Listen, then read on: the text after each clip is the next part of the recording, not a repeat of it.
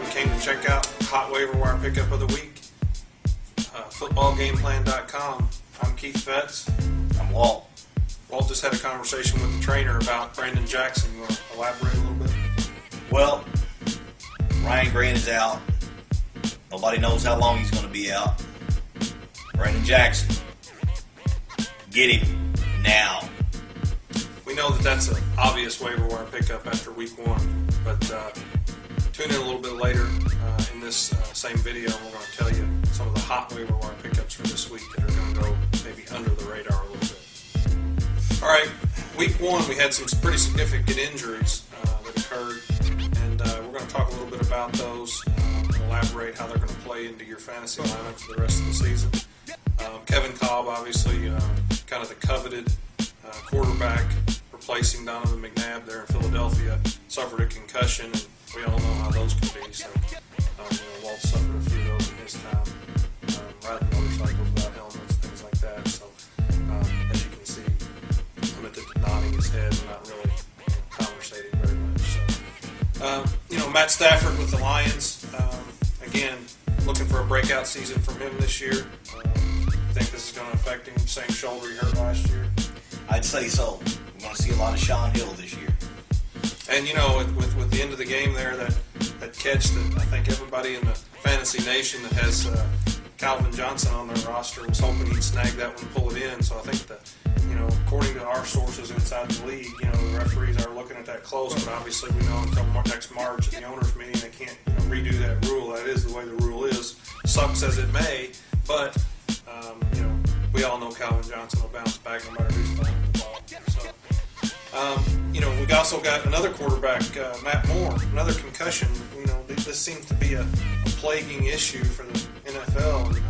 What do you think? You think it's maybe the loose rules on quarterbacks? Maybe they're getting too soft? I don't know. They are getting a little softer. They're used to nobody touching them. They're getting touched. They can't take it. They can't take it.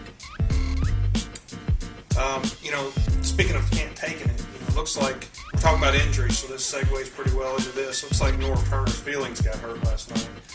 The Chiefs, went all up in him last night. Basically kept Phillip Rivers at bay, and even though he had that last, fourth quarter assault on Kansas City, and they kind of lost their bearings a little bit. But in those conditions, you would think that a proven team like San Diego and the Norv Turner Brain Trust could generate a win in Kansas City. What do you think? I think the Chargers played like they ate too much barbecue in Kansas City before the game. That's what I think. And you are the barbecue expert. That's right. I think the Chargers are one of the most overrated teams in the NFL this year.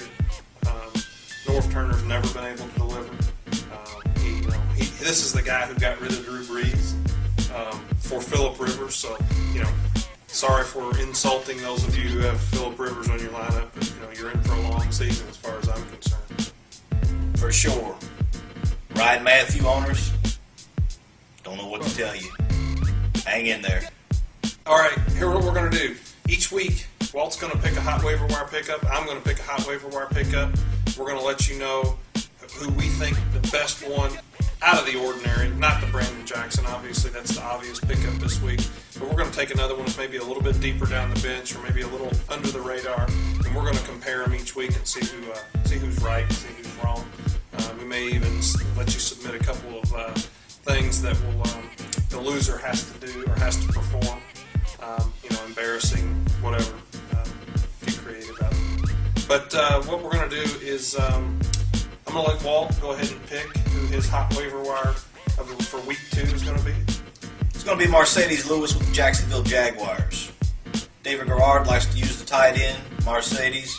He's overdue for a breakout. Could have a big game against San Diego. You just never know. Could get you maybe 14 points. 80 yards and a touchdown. Maybe 2 touchdowns. You just never know. Grab Mercedes Lewis. Started this week. That Norv Turner comment and the Chargers throwing off on that kind of made you reiterate that bit, didn't it? Yes, I think that it did. Well, my waiver wire pickup of the week is Matt Hasselbeck, quarterback for the Seahawks. This guy, what can you say about him? He's been there, done that. Former Pro Bowler. playing on a rejuvenated Seahawks team. Pete Carroll's came in from USC. He's rejuvenated.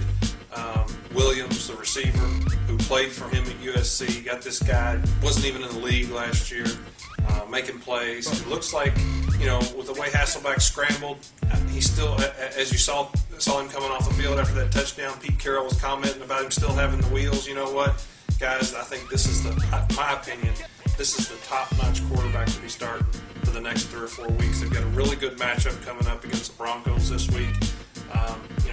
I think you're due, for another 25, 30-point game from Matt Hasselbeck. We'll, compare him at the end of the day and see who had statistically a better game. He won't have the 12th man in Denver, but he'll still torch the Broncos. Never fear. There you have it. All right, this is a segment we like to call Matchup. Each week, being a Colts fan, I have to stay with my Colts, but each week we're going to debate a matchup coming in from the previous week's results of who you think is going to have trouble. Both of us here are supposedly Colts fans, but this one here is saying that the Colts are going to have trouble this Sunday night when the Manning brothers meet.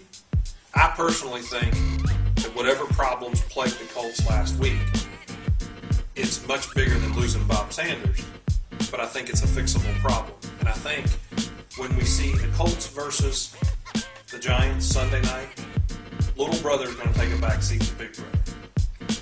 And you're going to see the Colts light the scoreboard up, and you're going to see Eli hurried and rushed like he hasn't been yet. So the Colts are going to do something they haven't done.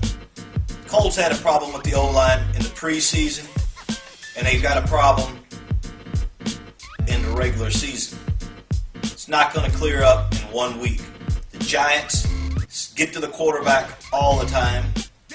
Only quarterback that the Giants have not harassed and gotten to is Donovan McNabb, and that's because he's quick on his feet. Peyton Manning is not quick on his feet. The Giants will harass him, sack him. It will be horrible. It will be horrible in Indianapolis. It's going to be horrible. The Giants, if you got their defense, don't hesitate to start the Giants' defense. Interceptions, sacks, they're going to get fumbles. Wait a minute. I got an interruption there. As horrible as the defense played against Houston, Peyton Manning still lit them up.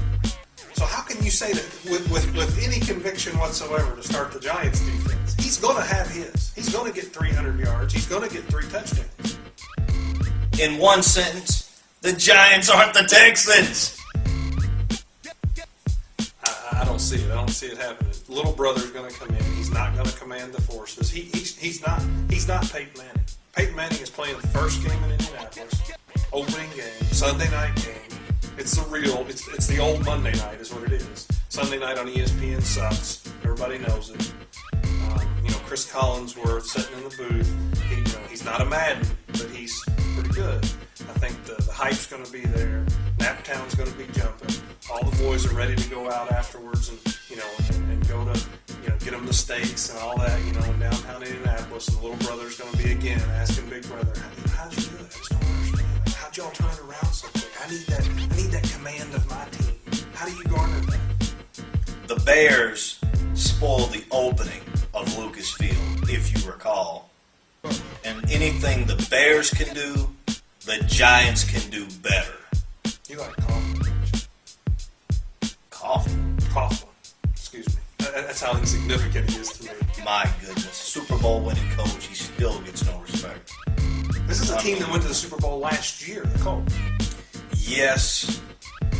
You're right. That was last year. This is 2010. The O-line, pitiful.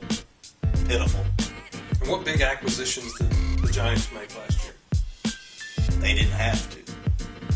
And where did they end up? They got people back that were hurt. The Giants are back to full strength. I don't see it happening. Well, we might have to make a bet on this one. We just may. Won't be the first time I've gotten into your pocket with the Giants.